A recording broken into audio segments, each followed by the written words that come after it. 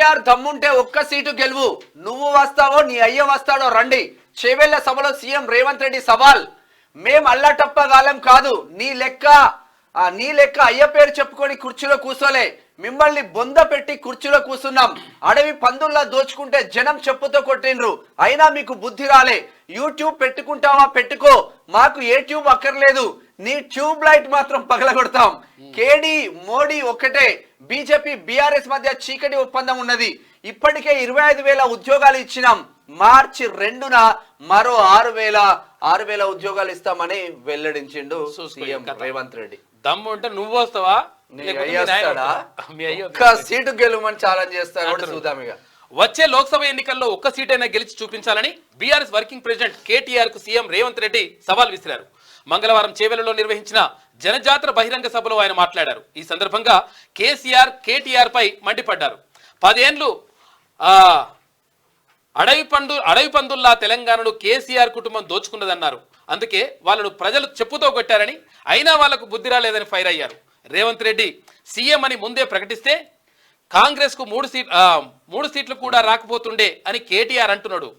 ఇప్పుడు నేనే CM, PCC president నేనే, నా నాయకత్వంలోనే పార్లమెంట్ ఎన్నికలకు పోతున్నాం. కేటీఆర్ నీకు చేతనైతే దమ్ముంటే ఒక్క ఎంపీ సీట్ అయినా గెలిచి చూపెట్టు, నువ్వు వస్తావో నీ అయ్యేస్తాడో రండి అని చెప్పేసి క్లియర్ గా ముఖ్యమంత్రి రేవంత్ రెడ్డి సవాల్ విసిరాడు.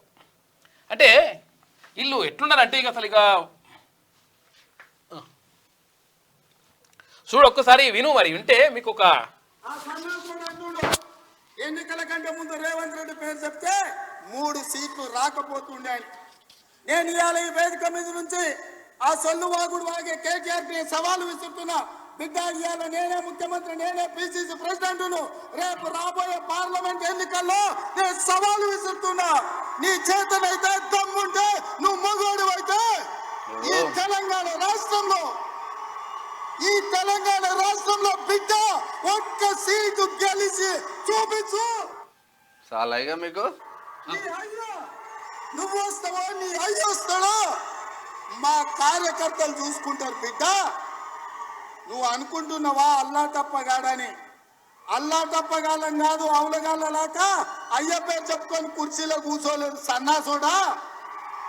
కింది నుంచి కార్యకర్తగా కష్టపడి జెండాలు మోసి లాఠీ దెబ్బలు తిని నీ అక్రమ కేసులు ఎదుర్కొని చెర్లపల్లి చెంచల్ కూడా జైల్లో మగ్గినా భయపడకుండా లొంగిపోకుండా నిటారుగా నిలబడి నిన్ను, నీ అయ్యను, నీ బావను పొందబెట్టి ఇవాళ కుర్చీలో కూర్చున్నాం.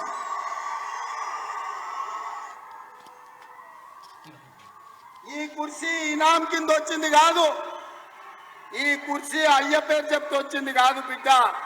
నల్లమల్ల అడవి నుంచి తొక్కుకుంటూ వచ్చి నీలాగటో నెత్తి మీద కాలు పెట్టి తొక్కి ఆ కుర్చీలో కూర్చోబెట్టింది మా కార్యకర్తలు. ఇవాళ కుర్చీ ఉందంటే అది మా కార్యకర్తల త్యాగం. ఇవాళ కుర్చీ ఉందంటే మా కార్యకర్తల పోరాటం.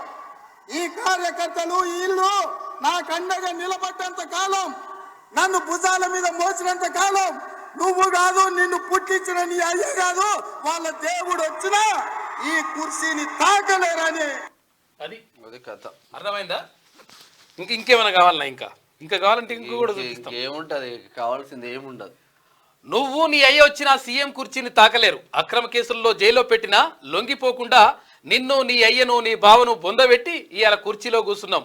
నీ కుర్చీ ఇనాం కింద వచ్చింది కాదు, ఈ కుర్చీ ఇనాం కింద వచ్చింది కాదు, నీలాంటోళ్ళ నెత్తి మీద కాలు పెట్టి తొక్కి కూసోబెట్టిండ్రు అని చెప్పేసి, మా కార్యకర్తలు కూసోబెట్టిండ్రు అని చెప్పేసి ముఖ్యమంత్రి అన్నాడు.